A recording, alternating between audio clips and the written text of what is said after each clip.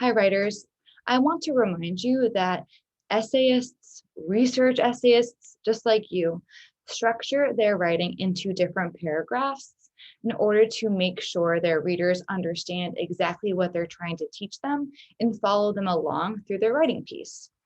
They usually start with an introductory paragraph that introduces what the writing piece will be about. In this case, for you, it's going to be about activism and your activist.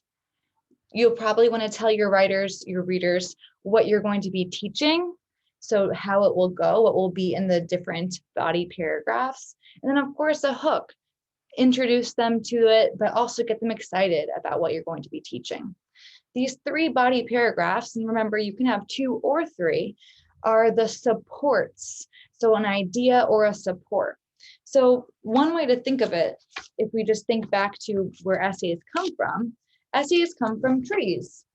So a tree has a trunk, that's the base, the big idea, the central idea, topic, subtopics of the writing piece. Then there are branches, which are the smaller supports. And then you have twigs, which make up the tiny, smaller examples that really illustrate these branches and also lead us back to our big trunk or roots. So if we think about how writing pieces are organized like this, then we can think about or see how it might affect and clarify our own writing. So the trunk should be in that introduction where we introduce the big stuff. And then of course, we're gonna come back to that big stuff at the bottom and at the end too. The branches, that's where our ideas are introduced and also elaborated on with some examples. So for instance, you might say, one reason that Darius Brown is a successful activist is because, for example, this shows. Another example of how he's a successful activist is, maybe my other support isn't just about how he's successful, but how he's also creative.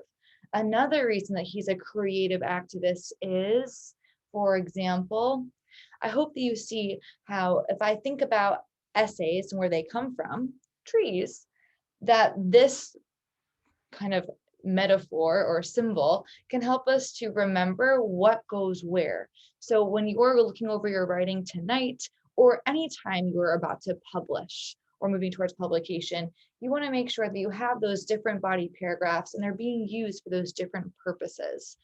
Introducing, explaining and expanding upon, and then finally concluding. So right now or tonight or in the future, check your writing work to make sure that you also follow the structure.